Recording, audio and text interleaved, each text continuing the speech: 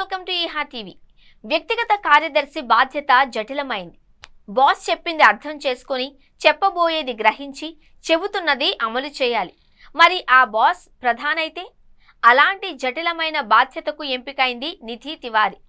వారణాసికి చెందిన ఈ Indian foreign service officer పిఎంఓలో అంచెలంచెలుగా ఎదుగుతూ ఈ స్థాయికొచ్చారు. ఆమె వ్యక్తిత్వం, వ్యక్తిగత వివరాలు. వారణాసి ప్రజలు సంతోషం వ్యక్తం చేస్తూ స్వీట్లు పంచుతున్నారు. ఉత్తరప్రదేశ్ ప్రజలు కూడా తమ రాష్ట్రానికి చెందిన అమ్మాయి ఈ స్థానానికి చేరిందే అని గర్వంగా చూస్తున్నారు. ప్రధాని ప్రైవేట్ సెక్రటరీగా నియమితురాలైన నిధి తివారీ సొంత ఊరు వారణాసి అయితే సొంత రాష్ట్రం ఉత్తరప్రదేశ్. మరి ఈ హర్షం సహజమే కదా. ఏ పార్లమెంట్ స్థానం నుంచి ప్రధాని ప్రాతినిధ్యం వహిస్తున్నారో ఆ స్థానానికి చెందిన మహిళకే ప్రధాని ఈ అవకాశం ఇవ్వడం వారణాసి ప్రజలకు నచ్చింది.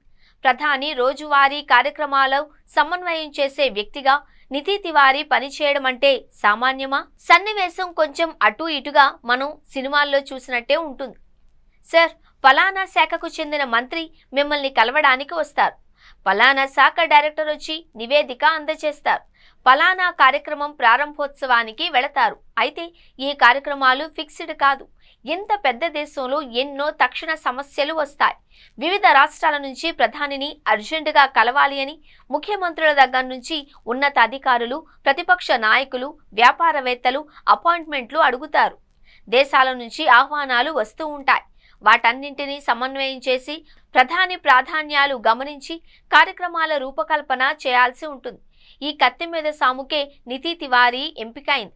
నిధి తివారీ ప్రస్తుతం దేశవ్యాప్తంగా వినిపిస్తున్న పేరు. దేశ ప్రధాని నరేంద్ర మోదీకి వ్యక్తిగత కార్యదర్శి, ప్రైవేట్ కార్యదర్శిగా ఇటీవల ఆమె నియమితులవడంతో పిఎంఓలో స్త్రీల ప్రాధాన్యం పెరుగుతుంది అనడానికి మరో ఆనవాలుగా పరిశీలకులు వ్యాఖ్యానిస్తున్నారు. 2022 నవంబర్ నుంచి ప్రధానమంత్రి కార్యాలయంలో డిప్యూటీ సెక్రటరీగా పనిచేస్తున్న నిధి ఇప్పుడు ప్రధాన వ్యక్తిగత కార్యదర్శిగా ప్రమోట్ అయ్యారు. వారణాసిలోని మెహ్మర్గంజ్లో పుట్టి పెరిగిన నిధి బెనారస్ హిందూ విశ్వవిద్యాలయం నుంచి డిగ్రీ చేశారు. ఆ యూనివర్సిటీలోనే పరిచయమైన దయోరియా జిల్లాకు చెందిన వైద్యుడు డాక్టర్ సుశీల్ జైస్వాల్ను 2006లో వివాహం చేసుకున్నారు. సివిల్ సర్వీసెస్ లో చేరి దేశానికి తన వంతు సేవ చేయాలి అనేది చిన్ననాటి నుంచి నిధి లక్ష్యం. వివాహం విద్య నాసాయ అన్న మాటను అబద్ధం చేస్తూ కష్టపడి చదివి వారణాసిలో అసిస్టెంట్ కమిషనర్ ఉద్యోగం సాధించారు. ఆ ఉద్యోగం చేస్తూనే సివిల్స్ కి సన్నద్ధమయ్యారు. కొడుకు పుట్టిన ఆమె తన లక్ష్యం వీడలేదు.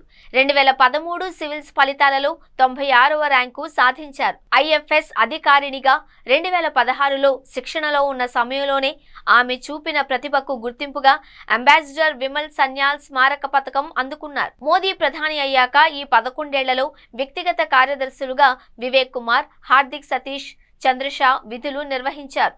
ప్రస్తుతం ఆ స్థాయిలో నిధి తివారీ మొదటి మహిళగా నియమితులయ్యారు. ప్రధాని వ్యక్తిగత కార్యదర్శిగా ఉన్న ఆమెకు నెలకు 1.44 లక్షల వేతనంతో పాటు ఇతర సదుపాయాలన్నీ అందుతాయి. ప్రతిభ, సామర్థ్యం ఉంటే స్త్రీల ఉన్నతికి ఆకాశమే హద్దు అని నిరూపించేందుకు నిధి తివారీ మరో గొప్ప ఉదాహరణగా నిలిచారు. ప్రధానమంత్రి కార్యాలయంలో పనిచేయడానికి ముందు ప్రభుత్వం ఆమెను విదేశీ వ్యవహారాల శాఖలో నిరాయుధీకరణ, అంతర్జాతీయ భద్రతా వ్యవహారాలు, disarmament and international security affairs విభాగంలో అధికారిగా నియమించింది. దాంతోపాటు రాజస్థాన్కు సంబంధించిన పలు అంశాలపైన ఆమె పనిచేశారు. జాతీయ భద్రతా సలహాదారు అజిత్ దోవల్ ఆధ్వర్యంలో ఆమె చూపిన ప్రతిభ ఆమెపై గౌరవాన్ని పెంచింది. దేశ భద్రత, అణుశక్తి, విదేశీ వ్యవహారాల వంటి అంశాలను ఆమె చాకచక్యంగా నిర్వహించగలదు అన్న నమ్మకం కుదిరింది. ఆ తరువాత 2023లో భారత్లో తొలిసారి జరిగిన G20 శిఖరాగ్ర సమావేశంలో నిధి తివారీ చురుకుదనం, వ్యవహార శైలి, దీక్ష, పట్టుదలపై ప్రధానికి ఆమె మీద విశ్వాసం ఏర్పడింది.